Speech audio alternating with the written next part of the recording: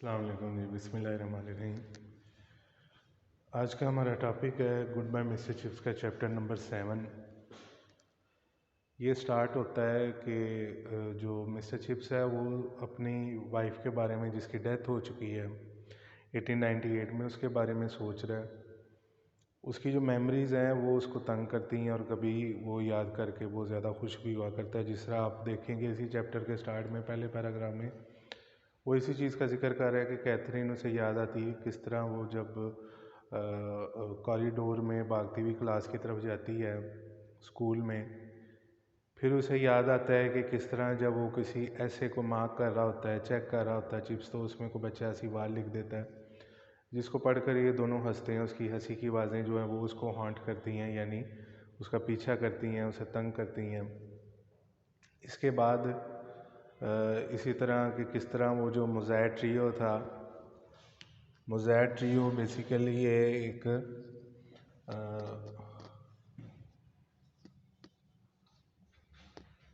धुन है जो एक म्यूज़िशियन ने तैयार की थी।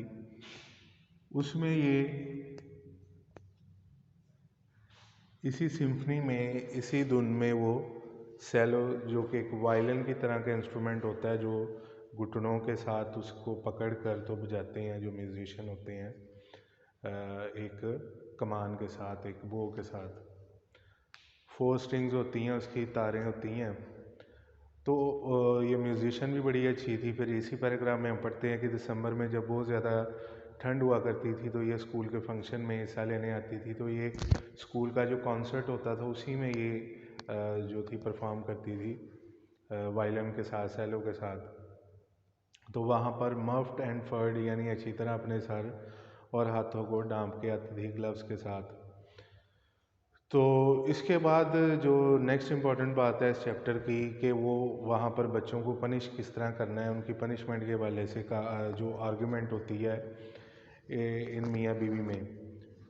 अब वो कहती है कि तुम्हें हर वक्त जो है इतना स्ट्रिक्ट नहीं होना चाहिए। मिस्टर चिप्स को, जो कैथरीन है, वो एडवाइस करती है कि कभी कभी बच्चे को जो है वो चांस भी देना चाहिए।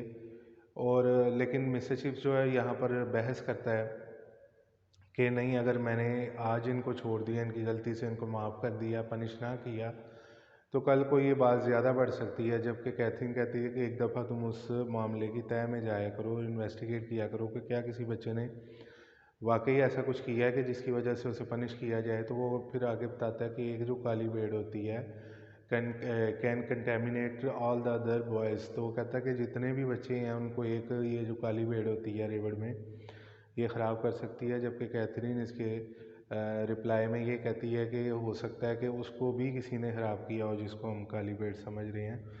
तो जहाँ से बुराई शुरू हुई है उसकी जड़ तक जाना चाहिए। इसके बाद राइटर हमें ये भी बताता है कि जो कैथरीन है वो हमेशा लीनियंट नहीं होती, यानी जेंटलनेस, नरमी का मुजाहरा नहीं करती बच्चों के मामले में। वो बल्कि खुद कहती है, if is too cocksure if he is looking for trouble, अगर ये परेशानी को खुद ही अपने सर पर लादना चाहता है तो इसको ज़रूर पनिश किया जाना चाहिए। लेकिन ऐसा रेयर होता है, बहुत अनकॉमन होता है कि वो किसी बच्चे को पनिश किया करती थी। तो चिप्स को जब वो एडवाइस करती थी तो वो अक्सर इसकी बात को नहीं माना करता था, लेकिन मोस्टली वो मान जाता था बात। लेकिन जिन बातों को वो नहीं मानता था उनके बारे में भी आने वाले वक्त में वो फिर याद करता था कि वाकई उसने मुझे सही पीस ऑफ एडवाइस दी थी। इसके बाद इसमें 3 और करेक्टर्स हैं इस चैप्टर में जो अपीयर हुए हैं, जिनको एक क्वेश्चन में डाल दिया गया है। एक डंस्टर है और एक ओगिलवी है। ओगिलवी के अलावा एक लास्ट में आप देख सकते हैं रुस्टन। इन दोनों के बारे में ये है कि जी जो ओगिलवी होता है ये ऑर्गन लाफ्ट, जिस तरह एक बड़ा सा बाजा होता है वो बजा रहा होता है, जबकि डंस्टर जो है वो इसके ऑर्गन लाफ्ट में एक चूहा बैंग देता है। तो ये एक उसे फ़नी इंसिडेंट याद आ रहा है अपने स्कूल टीचिंग के टाइम का। और फिर आगे बताता है कि ओगिलवी जो है वो उसकी डेथ हो गई थी और जो डंस्टर था उसकी भी जटलैंड के इलाके में वो डूब गया था पानी में और इस तरह उसकी डेथ हो गई थी। इसके बाद इसी चैप्टर के एंड पर हम जाकर और भी एक चीज़ पढ़ते हैं कि उसको जो उसकी मेमोरीज थी उनको एक बुक की शक्ल देने में काफ़ी ट्रबल्स थी, प्रॉब्लम्स थी, क्योंकि उसको मेंटली और फिज़िकली काफ़ी वो टायरसम, काफ़ी थका हुआ महसूस करता था। उसको राइटिंग जो है वो काफ़ी बोरिंग लगती थी। और वैसे भी उसका मानना ये था, यही डंस्टर और ओगिलबी के वाक़े को और रुस्टन के वाक़े को वो एक मिसाल बनाते हुए कहता है कि अगर जोक्स अक्सर ऐसे हुआ करते हैं कि अगर उनको प्रिंटेड फॉर्म में ले आया जाए, लिख दिया जाए, तो उनका जो असल फ्लेवर है, असल मज़ा है, वो ख़राब हो जाता है। तो जोक्स ज़्यादातर वर्बली ही सुनाए जाने चाहिए, फिर ही उनका ज़्यादा असर होता है। और वैसे भी उसको उसकी राइटिंग को इतनी अच्छी भी नहीं थी और ना उसे राइटिंग अच्छी लिखना अच्छा लगता था। इसके अलावा हम इसी चैप्टर के लास्ट में पढ़ते हैं रुस्टन के बारे में। और रुस्टन जो था वो उसका सिर्फ इतना जिक्र आया कि उसने को मजाक को ऐसे ही हरकत की थी सैक का पोटैटोज़ के साथ, यानी आलू की बोरी के हवाले से को मजाक है आगे, वो इंसिडेंट पूरा मेंशन नहीं है इस बुक में। और फिर वो मिसेस विकेट को पूछता है और फिर वो बताता है कि शायद वो बर्मा में चला गया था जंग के लिए और वहाँ पर शायद उसकी डेथ हो गई हो। इसके अलावा जो कैथरीन है उसका भी जिक्र हुआ है कि उसने किस तरह से इसको इन्फ्लुएंस किया हुआ था मिस्टर चिप्स को। ज़्यादातर जो उसकी मेमोरीज थी उनका जिक्र है कि वो इसको मिस्टर चिप्स को बहुत याद आती हैं। इसके बाद इसमें इतनी कोई इम्पोर्टेंट चीज़ें नहीं हैं, ये जितनी मैंने बताई हैं इनके अलावा। अब यहाँ पर जो है वो एक और क्वेश्चन है, क्वेश्चन नंबर 5 पर अगर गौर करें तो ये भी बड़ा इंटरेस्टिंग वाक़या है। वो कहता है कि जब किसी स्टूडेंट को पनिश करने लगता था तो बहुत गुस्से में होता, लेकिन जो कैथरीन है उसकी मेमोरी से आती है दिमाग में, रेमिनिसेंस का वर्ड यूज़ किया है, रिकलेक्शन उसे कहते हैं, मेमोरी कहते हैं।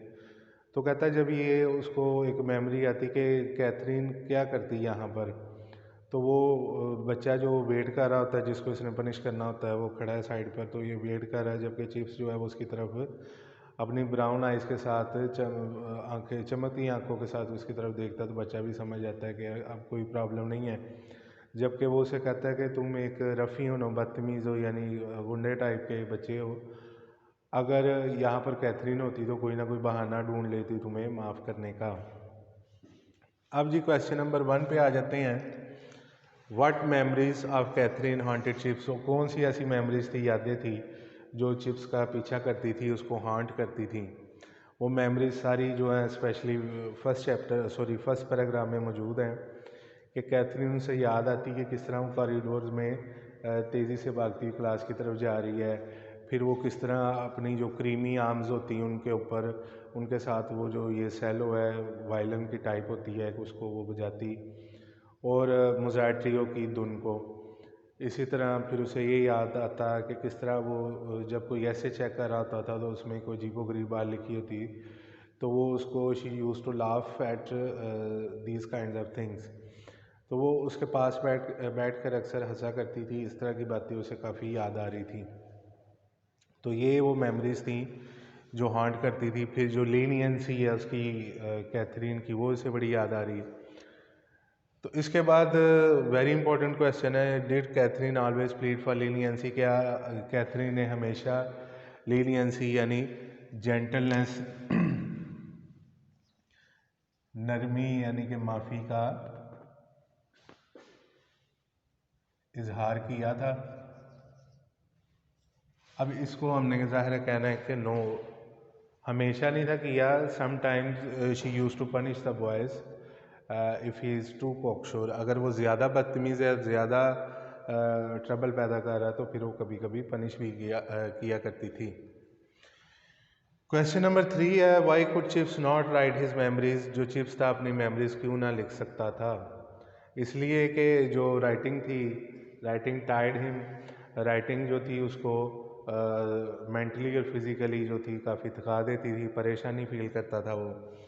और वैसे भी ये उसका अकॉर्डिंग टू हिम उसका ये कॉन्सेप्ट था कि जब भी जोक्स को, लतीफ़ों को लिखा जाता है तो प्रिंटेड फॉर्म में आकर उनका जो रियल फ्लेवर है वो मिस हो जाता है।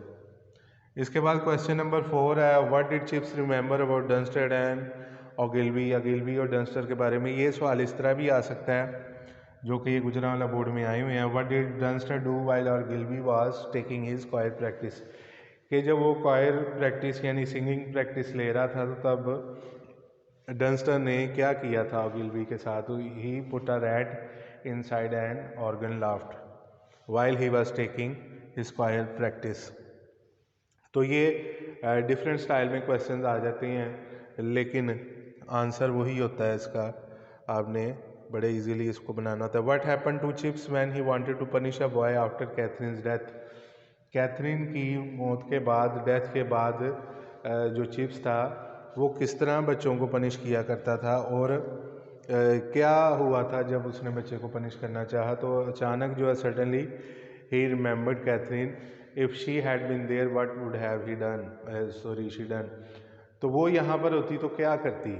तो ये बात उसको जब समझ आती है तो वो उसको माफ़ कर देता है बच्चे को। इसके बाद लास्ट क्वेश्चन है, सॉरी क्वेश्चन नंबर 6 है, how did Catherine take part in school function. School के फंक्शन में कैथरीन जो थी किस तरह हिस्सा लिया करती थी, हमने पढ़ा अभी कि वो एक तो सेलो जो था वायलिन वो बजाती, म्यूज़िक के कंपटीशन में हिस्सा लेती कॉन्सर्ट में, और फिर स्पीच करती प्राइज़ गिविंग। इसके अलावा वो मुख्तलिफ बच्चों को एडवाइस करती हुई वहाँ पर दिखाई देती। फिर वो जो है अच्छी तरह अपने आप को कवर करके आती, क्योंकि दिसंबर का महीना होता था, ठंड बड़ी थी। तो इस तरह से डिफरेंट वो काम किया करती थी। रुस्टन, ये क्वेश्चन बहुत ज़्यादा इम्पोर्टेंट तो नहीं है, लेकिन हमें करैक्टर्स, मैंने पहले भी स्टार्ट में बताया था, एक ईयर्स और एक करैक्टर्स, ये दो चीज़ें हमें इस नावल में याद होनी चाहिए। इससे क्या होता है कि बात से बात जुड़ती है और आपको सवाल का जवाब बनाना आ जाता है, और करैक्टर्स का पता होगा तो साथ ही आपको इंसिडेंट भी याद आ जाएगा और आप उस क्वेश्चन का आंसर दे सकते हैं। तो रुस्टन जो था वो एक फ़नी करैक्टर था, एक फ़नी स्टूडेंट था, जिसने कोई आलू की बोरी के हवाले से कोई फ़नी काम किया था। सैक पोटैटोज़ का जिक्र हुआ है, फिर जो बर्मा में चला गया और वहीं पर उसकी डेथ हुई। ये 2-3 बातों का जिक्र है इसमें। तो उम्मीद है कि आज आपको इस लेक्चर की समझ आई होगी। बाकी इसमें आपको पता ही है कि वर्ड सिनोनिम्स होते हैं, वो आपने अपने की बुक से कंसल्ट कर लेने हैं, क्योंकि इतना पॉसिबल नहीं होता कि उनको बोर्ड पे मुकम्मल लिखा जाए वर्ड सिनोनिम्स को, या फिर आपके साथ डिस्कस किया जाए। इस तरह फिर बहुत ज़्यादा जो है वो लेंथी वीडियो हो जाती है। तो आई थिंक ये काफ़ी सिंपली समझाया मैंने आपको। तो अगर आपको कोई क्वेश्चन हो तो आप कमेंट सेक्शन में पूछ सकते हैं, और सब्सक्राइब करना नहीं भूलना। अल्लाह हाफिज़।